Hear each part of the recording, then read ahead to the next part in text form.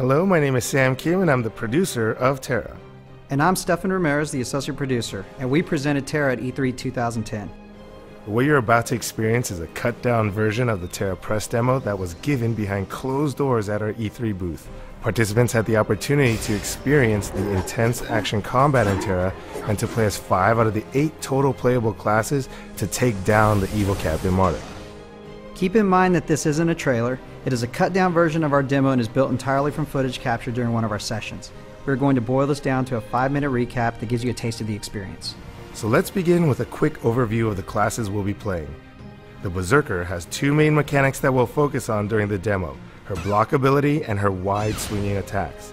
The block ability allows her to mitigate a lot of damage and get up close to swing her giant axe.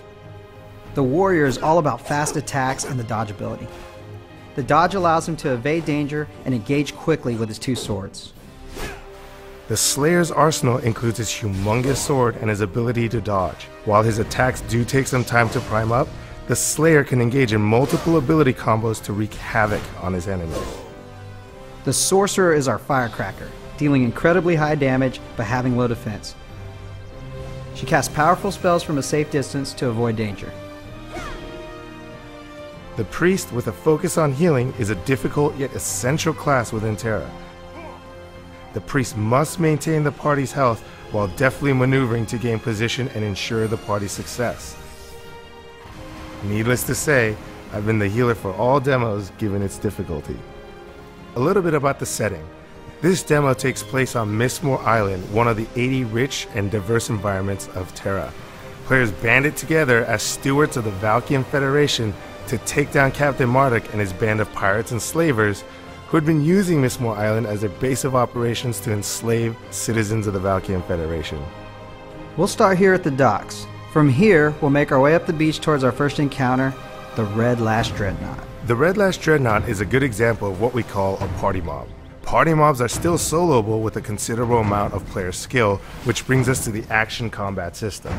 TERA is a true action MMO, which means you must aim where you intend to strike, and you must jump, dodge, run, get out of the way to avoid damage. So notice that healer actually walking away, trying to stay away from the monster while he's directing his heals towards his party members. Player skill is also a huge component of the action combat system, and understanding a monster's characteristics is essential. Players must focus their attention on the center of the screen to understand what the monster is doing in relation to themselves and their party members. Every monster has a unique set of abilities and spells, and will give you a hint prior to using its big attacks. Bam! Alright, you see right there, he just dropped his massive claws into the sand. Anybody nearby was stunned or knocked down. So right before that, he gave you a special hint or a tell. He reared back, he raised those massive claws up in the air, and you had about 1 second to get out of the way. The Dreadnought was but the first encounter, and after taking him down, we still need to work our way out of the beach and towards Captain Marduk's lair. As we infiltrate Captain Marduk's lair, we'll encounter several groups of lesser monsters which will help familiarize everyone with some of their characters' advanced skills and party dynamics. Oh, I love the butchers. These guys get so angry when they don't like somebody, they actually call them out. Every time someone new picks up the game, it's great to see how quickly they learn their advanced skills and engage their roles within the party. Warriors are mixing in their newly learned stun ability, sorcerers really start timing their charged spells well, slayers begin chaining skills together, berserkers come into their own with their knockdown ability, and our healer, well... The healer is always awesome. I attribute all successes to the healer and all failures to the lack of skill of the party. And now it's time to face Marduk. Captain Marduk is a serious challenge requiring players to apply everything we've covered during the demo, including basic skills, advanced skills, and party dynamics. Alright, whoa, right there, that's Marduk's stun ability. That's one of his special attacks.